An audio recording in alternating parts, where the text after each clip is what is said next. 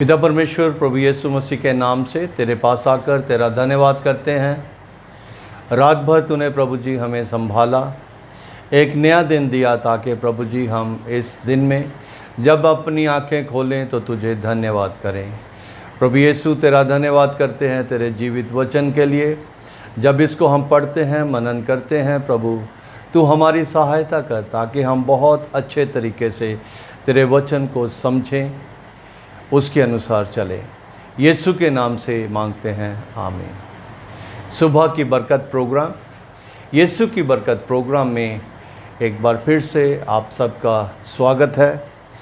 प्रभु का धन्यवाद करता हूँ कि आप सब लोग इस सेवकाई के लिए प्रार्थना कर रहे हैं और अपने अपने मन की तैयारी के साथ दूसरी चीज़ों से भी इस सेवकाई को आप आशीष दे रहे हैं।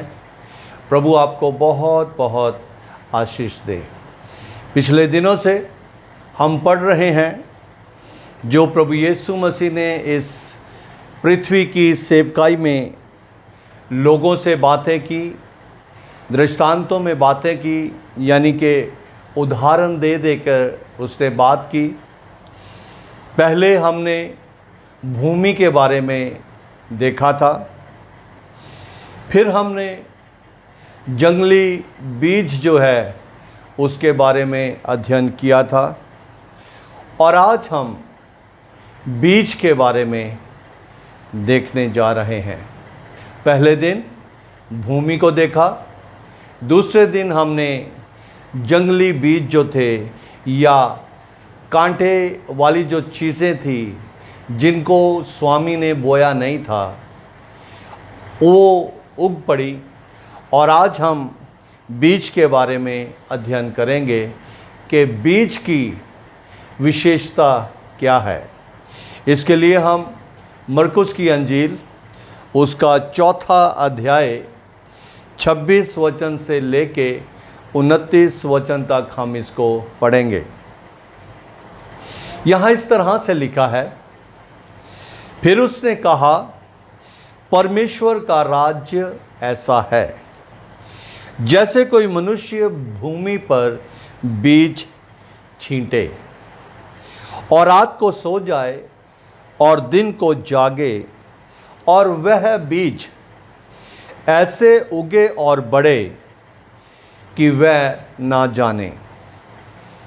पृथ्वी आप से आप फल लाती है, पहले अंकुर, तब बाल और उसके बाद बालों में तैयारी का होना। परंतु जब दाना पक जाता है तब वह तुरंत हंसिया लगाता है क्योंकि कटनी आ पहुंची है।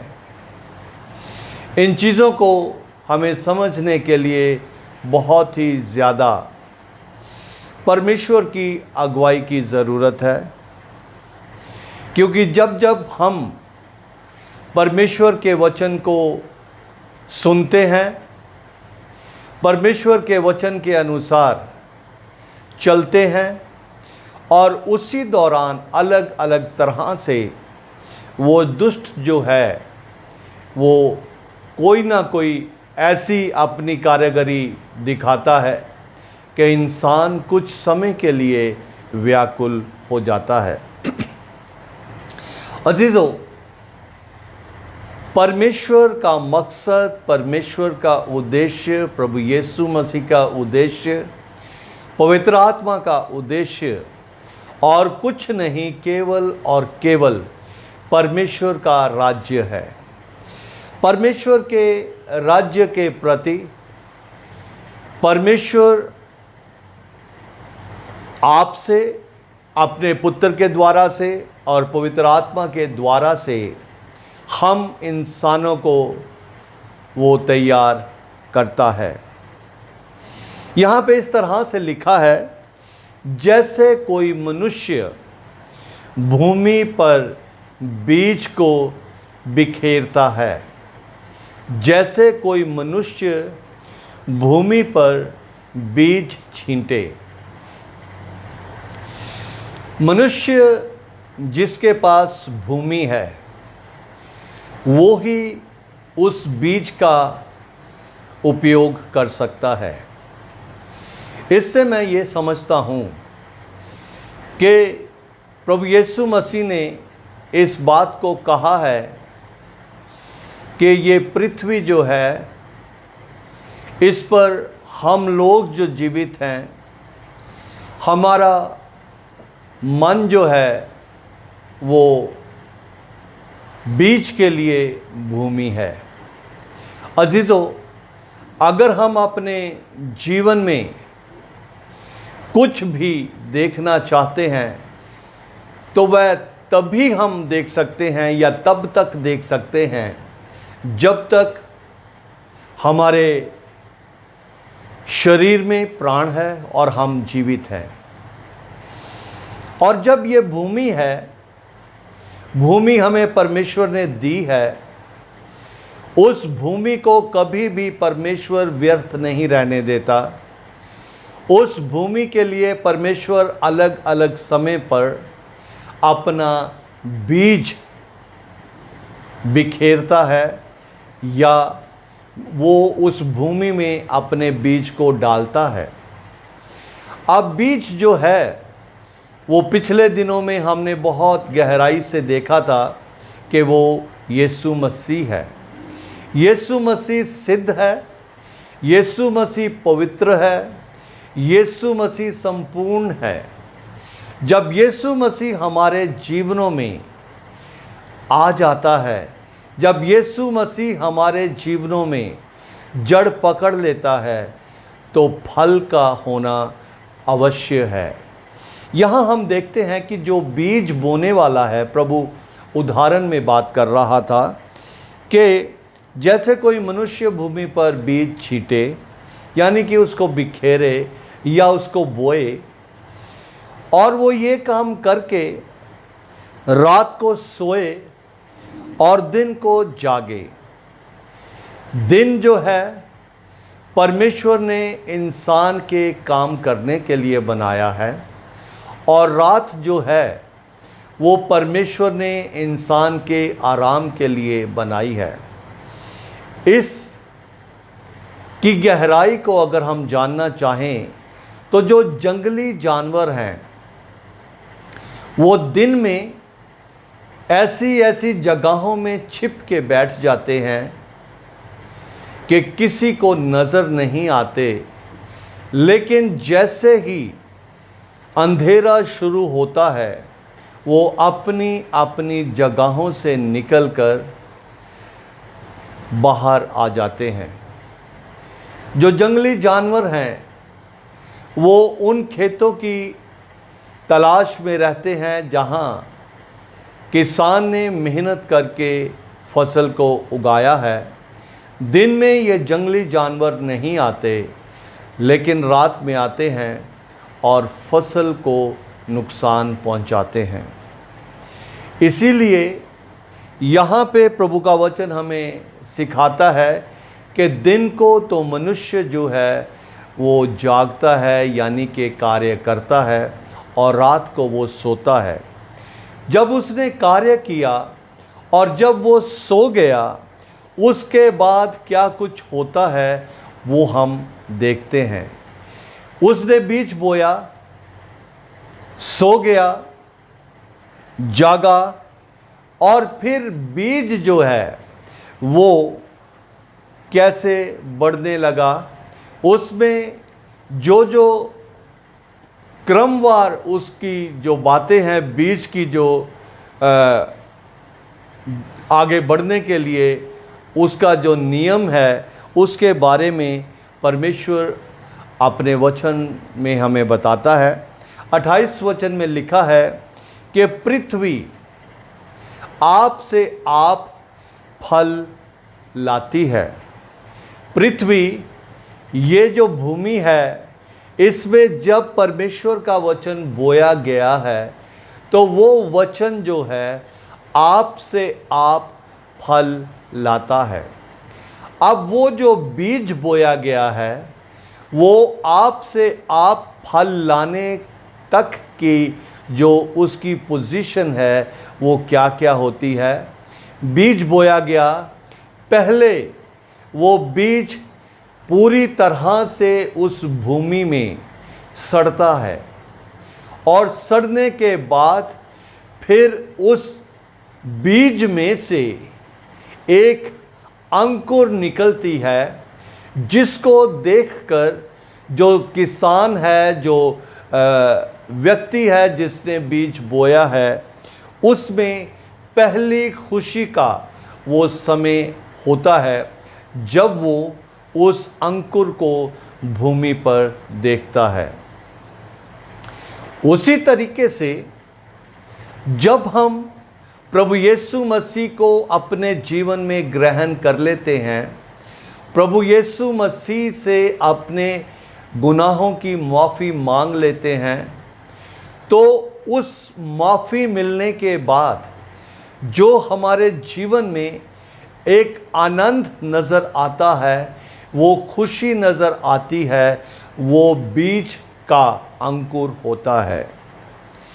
और फिर जैसे जैसे हम वचन में बढ़ते हैं, उस बीज में बढ़ते हैं, फिर बालें निकलने लगती हैं। और जब बालें निकलने लगती हैं तो फिर उस व्यक्ति ने जिसने बीज बोया है उसको और ज़्यादा उसकी प्रोटेक्शन करनी पड़ती है, क्योंकि वातावरण में बहुत से ऐसे कीड़े हैं जो उस पौधे को ख़राब कर सकते हैं। तो उस समय में वो जो व्यक्ति है जिसने बीज बोया है, वो उस अंकुर से बड़े हुए पौधे की बहुत ही ज़्यादा संभाल करता है। और वो संभाल जो भी टाइप का कीड़ा होता है उसके हिसाब से वो दवाई का वो उसके ऊपर स्प्रे करता है।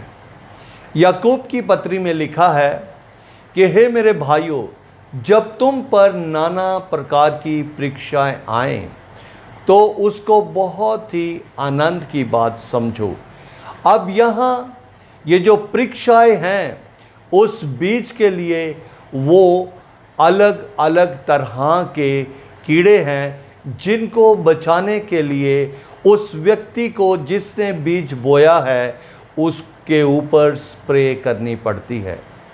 विश्वासी जब प्रभु यीशु मसीह को ग्रहण कर लेता है, उसके जीवन में एक अद्भुत आनंद होता है। और जैसे जैसे वो प्रभु में बढ़ने लगता है, दाएं बाएं हर एक तरफ से उसके ऊपर कोई ना कोई परेशानी आनी शुरू हो जाती है। और जब किसी व्यक्ति ने ये दावा किया कि जब से मैंने यीशु मसीह को पा लिया है, मेरे जीवन में खुशी आ गई है, और जब अचानक किसी प्रकार से कोई परेशानी आ जाती है तो इस दुनिया में हमारे आस पड़ोस रहने वाले उस व्यक्ति के ऊपर ताना मारना शुरू कर देते हैं कि कुछ दिन पहले तो तू ये कह रहा था कि मेरे अब जीवन में कोई भी परेशानी नहीं है, अब ये तेरे जीवन में कहाँ से परेशानी हो गई। उस बात के लिए उस व्यक्ति को ज़रूरी है कि जैसे मनुष्य अपने उस पौधे को संभालने के लिए स्प्रे का प्रयोग करता है, उसी तरीके से इंसान को वचन का प्रयोग करना है। जब वो वचन का प्रयोग करेगा तो वचन ही उसको समझाएगा कि कोई भी व्यक्ति सिद्ध नहीं है। जब वो धीरे धीरे प्रभु में बढ़ता है तो जैसे जैसे वो प्रभु में बढ़ता है वैसे वैसे ही शैतान जो कीड़ों का माहिर है वो उस व्यक्ति के जीवन में प्रहार करता है। और उस प्रहार को रोकने के लिए और कुछ नहीं, केवल परमेश्वर का वचन है। और जब अंकुर निकली, उस व्यक्ति ने प्रभु यीशु को ग्रहण किया और उसके बाद प्रभु में बढ़ने लगा। और जब शैतान ने अलग अलग तरीके से उसके ऊपर परेशानियां डालने की कोशिश की, लेकिन इस व्यक्ति ने परमेश्वर के वचन का सहारा लेते हुए उसका सामना किया। और एक समय ऐसे आया कि जब उसके पौधे की उसने अच्छे तरीके से संभाल की तो वो उसकी जो फल है कटनी का समय आ जाता है। उसी तरीके से अजीज़ों, हम जब अपने जीवन को संभालते हैं, परमेश्वर के वचन के द्वारा हम अपने जीवनों को संभालते हैं, अपने आत्मिक जीवन की हम अच्छे तरीके से प्रभु में आगे बढ़ने की चौकसी करते हैं, तो परमेश्वर हमारे संसारिक जीवन में, पारिवारिक जीवन में, आत्मिक जीवन में आशीष देता है।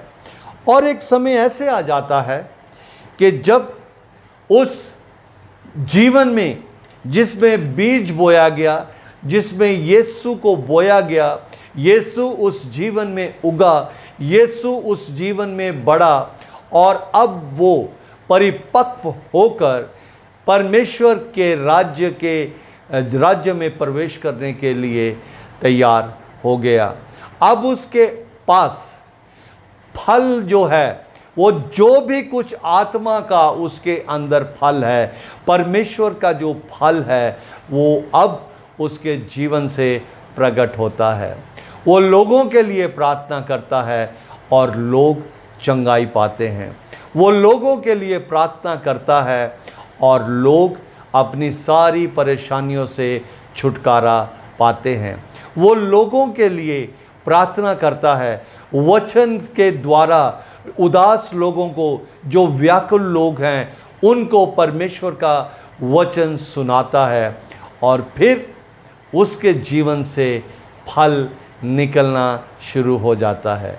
जब कोई भी व्यक्ति परमेश्वर के वचन के द्वारा आशीष पाता है तो ये उस व्यक्ति के लिए परमेश्वर के राज्य के लिए एक फल होता है, क्योंकि वो ही सारी प्रक्रिया जो है वो उस व्यक्ति के जीवन में फिर से होगी जिसने अब परमेश्वर के उस बीज को अपने जीवन में उगने का मौका दिया। सो मेरी और आपकी जिम्मेवारी है कि हम उस भूमि की बहुत अच्छे से संभाल करें, उस भूमि में किसी भी तरह से जंगली दाने को उगने ना दें, और अगर जंगली दाना हमारे जीवनों में उगता है तो उसको किसी भी रीति से हम फलवंत ना होने दें, बल्कि परमेश्वर के वचन से उसको बहुत अच्छे तरीके से थामे रहें। और जब फल का समय आता है तो हमारे जीवन जो है वो दूसरे लोगों के लिए आशीष का कारण होने चाहिए।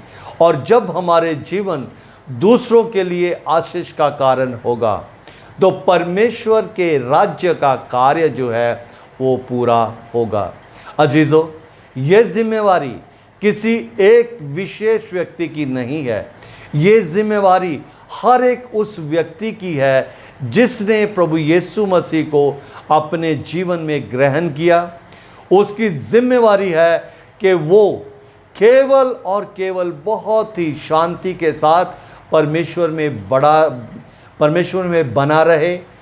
कब उस बीज के उगने का समय आएगा, कब उस बीज को धीरे धीरे वो अपने जीवन में बढ़ता देखेगा और फिर एक समय आ जाएगा कि वो फल देने के लिए बिल्कुल तैयार हो जाएगा।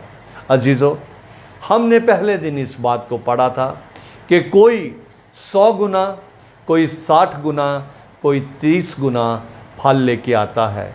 हमने क्या विचार कर रखा है? क्योंकि हमारे बच्चे जब स्कूल कॉलेज में पढ़ते हैं तो हम उससे पूछते हैं कि अब तेरे एग्ज़ाम्स आने वाले हैं, तूने कितनी परसेंटेज लेने का टारगेट बनाया है। अगर उसके पास कोई टारगेट नहीं है तो वो किसी भी तरीके से अपनी पढ़ाई के प्रति लगाव नहीं रखेगा। वो केवल एक नॉर्मल सा जीवन जिएगा, और जब नॉर्मल जीवन जिएगा तो उसके एग्ज़ाम्स में उसकी वो टारगेट जो उसने नहीं बनाया, जैसा भी कुछ हो जाएगा वो संतुष्ट हो जाएगा। लेकिन अजीज़ों, मेरा और आपका टारगेट क्या है? प्रभु यीशु मसीह का टारगेट ये था कि हे पिता, तूने मुझे इस पृथ्वी पर भेजा है। यूहन्ना की अंजील उसका 17 अध्याय 4 वचन में, तूने मुझे इस पृथ्वी पर भेजा है, मैंने तेरी इच्छा के अनुसार सारा कार्य किया है, अब तू इन लोगों को आशीष दे। एक बार उस वचन को हम पढ़ ही लेते हैं। यूहन्ना की अंजील उसका 17 अध्याय और उसका 4 वचन इस तरह से लिखा है। प्रभु यीशु मसीह अपने पिता से, परमेश्वर से प्रार्थना करके इस बात को कहता है, जो कार्य तूने मुझे करने को दिया था, हे पिता, जो कार्य तूने मुझे करने को दिया था उसे पूरा करके मैंने पृथ्वी पर तेरी महिमा की है। हमें ये जो जीवन मिला है, इस पृथ्वी पर रहने का जीवन मिला है, मुझे और आपको अपने स्वर्गीय पिता की इच्छा को, उसकी मनसा को, उसके उद्देश्य को अपने जीवन से पूरा करना है। प्रभु आप सबको बहुत बहुत आशीष दे। भूमि हमारा जीवन है और इसमें जब हम इस जीवन की तैयारी करते हैं परमेश्वर के वचन के द्वारा, और फिर अलग अलग रीति से कांटेदार या जंगली बीज भी शैतान बोता है, उसको किसी भी तरीके से हमने फलने नहीं देना। और जब उस बीज की हम सही रीति से संभाल करेंगे, प्रभु आशीष देगा। प्रभु आपको बहुत आयत से आशीष दे। आइए प्रार्थना करें। पिता परमेश्वर, तेरा धन्यवाद करते हैं तेरे वचन के लिए। प्रभु आज जो भी तूने अपने लोगों के मनों से बातचीत की है, प्रभु बहुत आयत से फल लाए। यीशु के नाम से मांगते हैं, आमीन। सबको जय मसीह की।